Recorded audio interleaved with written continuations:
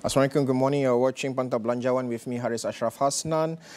Malaysia is seeking to fill a critical gap of 60,000 engineers to meet its ambitions in the semiconductor industry, a sector poised to drive the country's economic growth in the coming years. This segment, we will focus on Malaysia's path towards becoming a key player in the global semiconductor industry and analyse the pressing challenges, including talent shortages and the strategies needed to attract, retain and upskill expertise.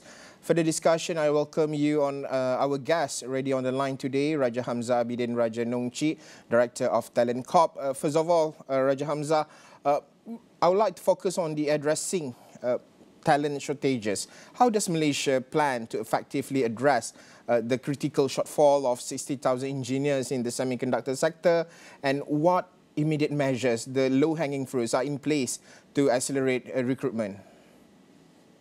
Good morning, Arif. I think this talent shortage is a critical issue for the country at the moment.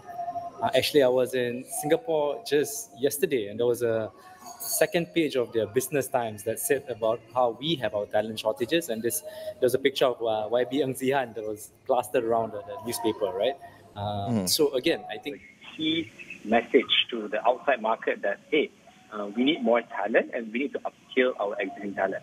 I think there's a few strategies that the government is doing or is in the process of doing, especially through the semiconductor master plan. I think one thing is enabling the TVET schools. Okay, so what TVET means? TVET means you're creating technical talent. And in this case, for semiconductor industry, technical talent is a critical part of the ecosystem. In the past, the sexy industries that were around were the likes of accounting, doctors, lawyers, but now, I think if you look at where the market is now, there's a critical shortage of semiconductor talent.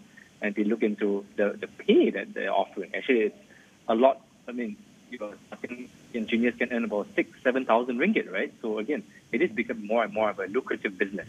So number one is empowering the TVET school. So instead of going through many years of education, we can empower the TVET schools to produce engineers that are ready-made for industry.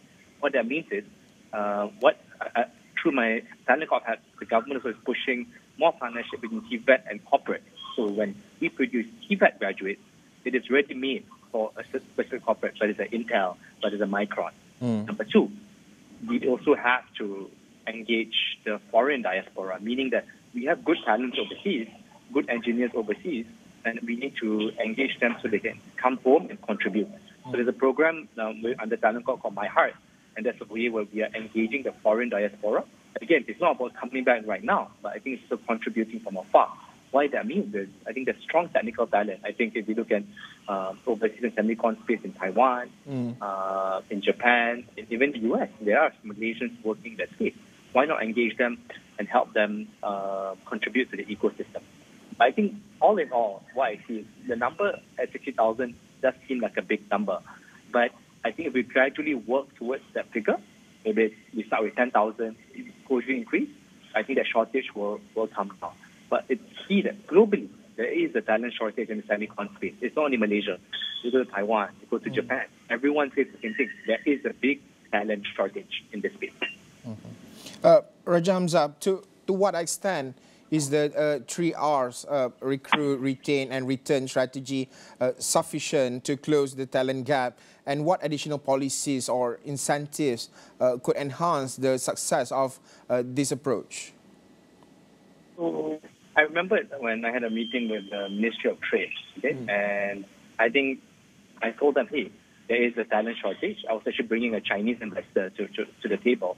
Yeah. And they were saying, actually, YB Liu Chintong, the deputy minister, said, hey, yes, we do have that talent shortage, but he views it more as a pay shortage, meaning that actually it's more about the pay gap, right? So the gap is too big with overseas. If, let's say, for example, you can just earn 5 times more in Taiwan or 3 times more in Singapore, the gap will always be there, because if you're good, you will jump to the higher paid market immediately.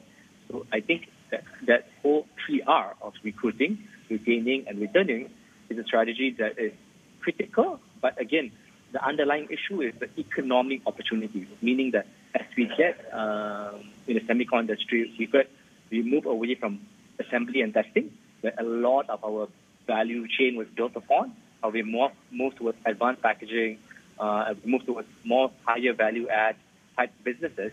This will enable us to pay more and retain talent. I don't need us to earn as much as where we are in Singapore, but again, if we are earning 50% what our guys earn in Singapore, I think we will be able to cut that gap effectively. Yeah. Talking about attracting talent from abroad, what targeted initiatives are in place to encourage Malaysian engineers abroad to return, and how does the government plan to overcome challenges like maybe like a better pay and career prospects offered by compared to offered by foreign companies? What's your thought on this? Okay, so again, I'm blessed to be able to work in both Singapore and Hong Kong before. So again, being able to train overseas, to get experience with internships in the US, in Europe. So again, bringing that talent back, that exposure to me is important. Okay, so we are, I think that's based on my research, there are initiatives that we are trying to do. Okay, one is through the TalentCorp hat I have, we are engaging diaspora globally a bit more, but being more focused on where there's a lot of Malaysians. Yeah. I think in UK there's quite a bunch of Malaysians. Obviously in Singapore there's a huge bunch. Indonesia and also in Taiwan there's a decent number. So again, it's not so much, in the previous times it's always about bringing talent back, but now it's also engaging the talent overseas. I'll give you an example. In the UK, one of my classmates runs a startup and she's raised $50 million of funding. So right, how do we get her to contribute to tell our local startup ecosystem how do you raise big amounts of capital from investors, how do you grow a business, how do you grow a global market. So again, I think creating that network effect, I would say, India is a great example, right? Yes, India is a big market, but we have Indian talent working in Singapore and the US, and that's how the ecosystem gets created. It's not only about local. You can't always think about a certain market. You always have to think global in terms of the nature of businesses. I think that's one. Number two, I think in terms of talent exchange, we are seeing some TalentCorp trying to push internships with foreign companies, so where we send some interns to, let's say, Japan or Taiwan, and then we get them to come back to Malaysia after that. So I think those internship programs also will be interesting. But in this case, instead of just a blind internship, we partner with a special corporate. So when they come back, let's say if it's Intel, they come back and there's a spot in Intel ready for them, assuming they do well. So again, it's very focused on specific MNCs or corporates. And again, once they have this experience, like all the SkyChip guy was from Intel, right? So MK was from Intel. So again, it creates an ecosystem, right? We get this talent, we train them, then they come back and start their ecosystem as well. Okay. One of the most critical aspects is about upskilling the local workforce. Maybe how is the government collaborating with industry leaders, like, for example, like from Intel, Infineon, to develop robust training and also and upskilling programs that meet the specific demands of the semiconductor industry? Okay, so I believe there's been a lot of effort to engage the ecosystem. If I look to what media has done to the semiconductor task force, I was personally involved in one or two of the discussions. But also at the same time, under TalentCorp also we've done a skills task force to monitor where's the gap in AI, how is it impacting the ecosystem, and how is it impacting jobs.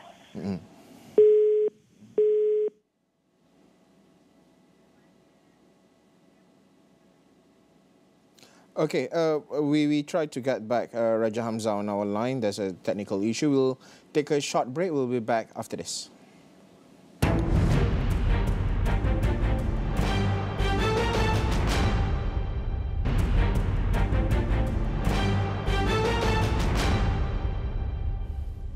All right, welcome back to Pantau Belanjawan. Still with me online is Raja Hamzah Abidin, Raja Nong, Chik, the Director of TalentCorp. We are discussing on the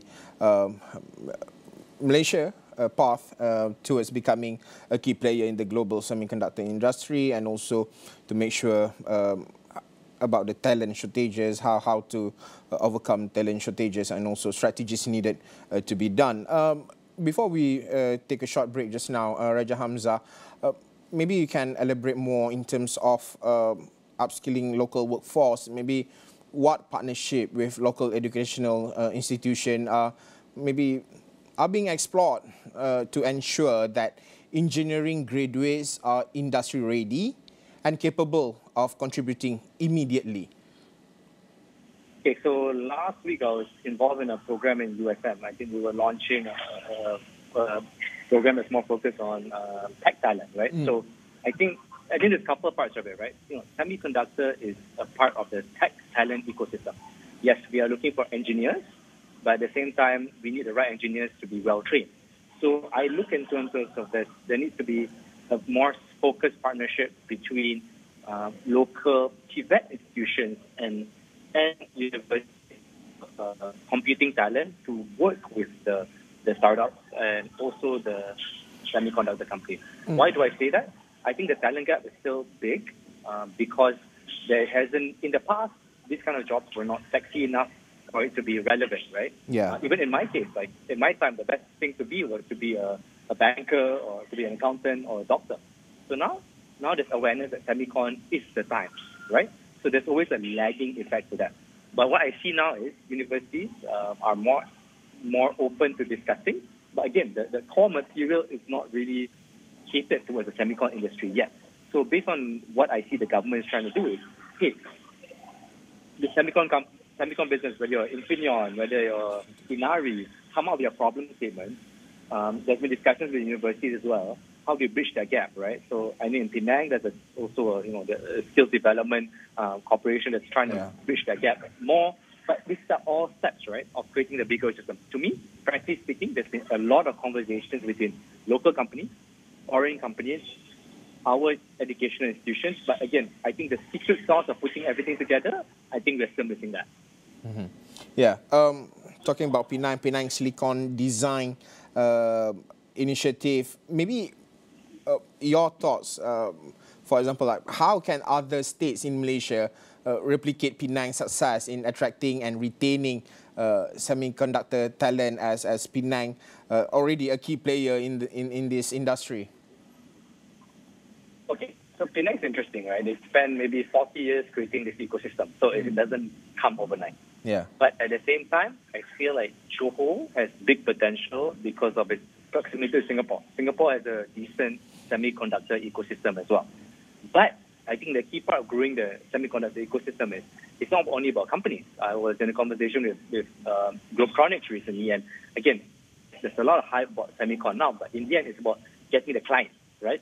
I think that why OPSA Skychip was so successful is that because of the US-China trade war, they are able to get talent, they are able to get clients who are looking to open up business outside US-China. So Malaysia becomes a natural hedge to the US-China trade war.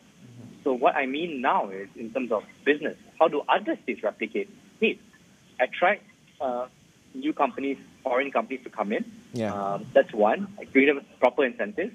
Number two is help them bring in their business, meaning get clients. Number three is help them bring talent to them on a silver platter, meaning that as long as you got good enough talent to hire, there is opportunity for them to grow a business. Why I mentioned Johor is because there may be Malaysians working in Singapore who want to come back. We may be able to use our existing educational institutes to produce talent in a productive way. And I think with those ingredients, it'll be interesting. I'll give you an example. I think in Penang, you see now there's been a strong interest, but this interest takes time. So I think we can fast track this in Johor and other states by giving, I think now we can see what succeeds in Penang, what didn't succeed. Again, there are parts that didn't succeed because we didn't create an ecosystem of advanced packaging yet, right? So again, there is still a lot of gaps that we can do to make it work, but I believe this will help not only Penang, but it will help all the states combined because, again, you're seeing in Kedah, what's happening in Kulim. I mean, that will, I think, slowly have its own ecosystem as well. Raja Hamzah, given that Malaysia hosts many major players like Intel and Infineon, what are the main factors driving talent retention in the semiconductor industry, and how can the government support companies in maintaining low attrition rates? Okay, so I think that from a multinational point of view, I think that talent is different, right? So it depends where you are in the value chain. So some of the more basic companies are looking for packaging. They want lower skill talent. So those are, you want to get your foreigners to come in, right? So we don't really want that part of the value chain. I give you an example, right? We were talking in TalentCorp of sending more interns to Japan. to help with, to do internship related to manufacturing, how to do smart manufacturing and so on. Yeah. And our Japanese counterparts told us, hey, in Japan, we gave up the manufacturing a long time ago. We don't do any more manufacturing in Japan. Everything is done outside Japan, right? Because in Japan, it's too expensive. So this was an interesting anecdote, right? We think, we can create, just do internships easily. But again, in Japan, the talent that they need is different from the talent that we want in our local ecosystem. But in terms of how do we retain the talent a bit better, I think in terms of some of the approvals of expats and talent coming in, I think there may be ways to reduce some of the red tape over there. I think that's number one. Number two, also in terms of locals, I believe that we have set targets so we can have better tax rates, a very focused semicon or tax. We are already talking about tax incentives. Let's do that. So again, instead of just forcing companies to pay more, we also help from a tax point of view. Maybe we give a 5-year tax allowance for semicon-related jobs. So being creative in terms of how we do it, because to retain talent is no longer a local issue; it's a global issue. Our good talents will go to Singapore, will go to Taiwan, will go to the US, or even to Vietnam. Vietnam is coming up as a market as well. Talking about best practices, what can Malaysia learn from countries like, for example, like Taiwan, where technology hubs such as the Hsinchu Technology Park have managed to retain and develop a high-skilled workforce? So one thing that Malaysian companies need to do better is in terms of stock options. Okay. I believe that's something that I was listening to a podcast for Starbucks. I think he gave every employee stock options before IPO, Howard Schultz did, because that enables everyone to work as a family and work towards a common goal. If I look into the 99 Speedmark IPO, I think, yes, it's a very successful IPO, but the person who got rich was the founder himself, right? Yeah. Not so much the staff around him, right? I believe in the semicon space, we have opportunity where equity is given in a more liberal manner, where I think if you're talking about mid-level staff also getting to equity, there could be a longer-term story in terms of them staying longer, because the equity will be a lot more meaningful versus the cash portion. Even in Taiwan, the reason a lot of the companies have done well in terms of retaining talent is no one really believed in the semicon industry. So in the end, they paid decently, but they also gave equity to almost, their engineers, right?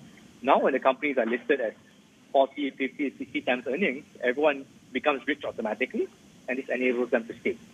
Similar to what you see even in NVIDIA. Stock price has gone crazy. But a lot of the employees will never leave because they have very valuable equity in the business. So it's similar here. We cannot just think of cash. We will never be able to match a cash. But in terms of equity, keep everyone incentivized. This could be interesting. One of the things that, looking at the Malaysia aim to increase its global semiconductor market, the market share from 7% to 15% by 2030. Your thoughts? How realistic is this target given the current talent, with the current talent shortage, and also what milestones need to be achieved to reach this goal? Okay, I still believe I also part of a venture capital fund. I believe there needs to be more local companies that come up. Why I say this? Yes, we talk a lot about the billions of dollars of Infineon, Micron, all these guys. It sells headlines, but again, without creating strong local ecosystem of guys who can do packaging, guys who can do design. It's the point is because all the money will be extracted here and sent overseas, right? So again, we want that number to increase from 7 to 15, but we want our locals and our companies to benefit. So number one, I think there needs to be a solution from an equity point of view. There needs to be stronger equity ownership, equity participation of local venture capital funds and local sovereigns in the semiconductor space. Number two, in terms of incentives, I believe we need to be realistic in terms of putting a incentive package that is at least, equivalent to what our neighbors are offering. We also need to fund the talent. I mean, that government can put money in and saying, hey, guys, you need 1,000 engineers for some of these companies. We'll fund it for you, but after that, we'll fund the training. After that, you hire them, right? So again, being very aggressive in terms of giving out jobs in the semiconductor space. That's, I think, very important because, again, Vietnam's doing the same, Singapore is doing the same. We need to be extra competitive to get the talent.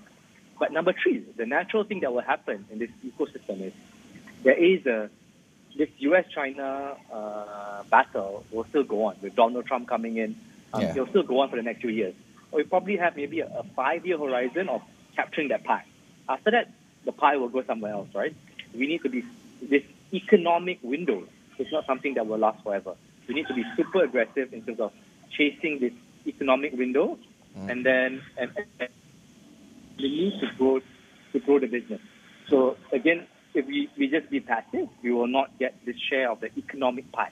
So again, I think for me, the third factor is probably the most important. Why our semiconductor industry is doing well? There's the US-China trade war, more business will come to Malaysia. Full stop.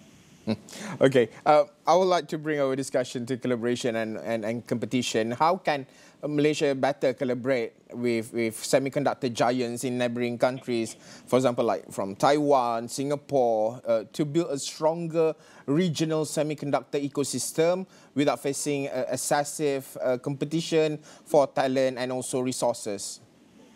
Okay, so the good part about this, other than everyone is willing to collaborate now versus before. Last time, because of, there was no much reason to go out China, go out Taiwan. But now I see a lot of Taiwanese, Chinese, US business delegations coming to Malaysia to focus on this space. What I also want to do more on this space, we are actually ahead of the curve. I believe that from a talent point of view, we can work with let's say Vietnam, because they produce quite a lot of engineers, and enable them to open up our market and come in here. This could be win-win long-term, right? So it's not only about Malaysia, it's about an ASEAN story. We always think of Malaysia as a single country, but if we can enable talent to move over to Malaysia, we can create a manufacturing hub in Malaysia, slowly, but leveraging ASEAN talent. I think that will be interesting to present to the world, present to the US, to China, that, hey, Malaysia is definitely going to be your home, but we can get talent from all across the region for you. The best talent will come to Malaysia for this semiconductor space. I don't care so much about finance, law, or semiconductor. We can be number one.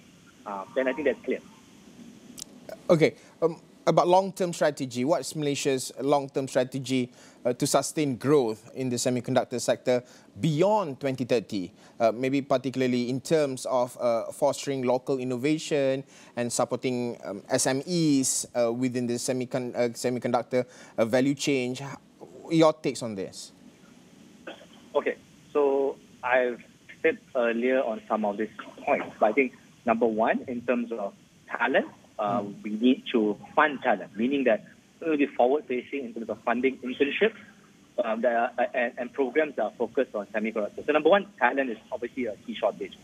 Number two, the equity point of view. I compare us to Korea, which is one of the leaders. Because we think of SK Hynix, we think of all the Samsungs of the world. But if you look at their ecosystem, there's a thriving ecosystem of startups in this space, all focusing on whether it's EV, whether it's smart energy, whether it's manufacturing. There's always guys focused on different parts of the value chain. Their companies are maybe worth 20, 50, $100 million. So it's not only the big guys, the small guys are part of the ecosystem. So the equity piece needs to be sorted out. So that's number two. Number three, I believe now, given that Malaysia now recognizes the importance of semiconductor, we need to make sure that it's a whole of government approach, meaning that it's not only a certain ministries, right? So I think all ministries need to be very cognizant that we need to support this space. So when let's say I'm a guy focused on semiconductors, I can even look at agriculture as an area where I can use my chips in. I can, again, being very creative in terms of how we come a whole of government approach, because again, it's no longer a single country thing. Number four, I believe, is to create a 20, 30-year ecosystem. Then local content is important, meaning that we need to have certain parts of the value chain that is produced in Malaysia. Yes, we can leverage, we can partner with a foreigner to do it. Let's say maybe a Pantau Master can partner with someone to do it. But we need to be able to produce it locally so that long-term we will benefit from it and we create local champions out of it. There's no point in making Infineon even richer, right? We need to make our local guys big, relevant, and global. That's how it becomes interesting for us from a 20-year horizon. Yeah, and of course, we hope that all the pressing challenges, especially in terms of talent shortages, strategies to attract, retain and upskill expertise, of course, need to be enhanced in order to make sure that Malaysia, at par with other countries, especially like from Singapore, Taiwan, South Korea. Thank you so much, Raja Hamzah Abidin, Raja Nong, Chik, Director of TalentCorp, for your thoughts and ideas on this topic. Thank you so much for being with us. That's all from now. I'm Haris Ashraf Hasnan. Thank you for watching Pantau Belanjawan. Assalamualaikum, salam hormat.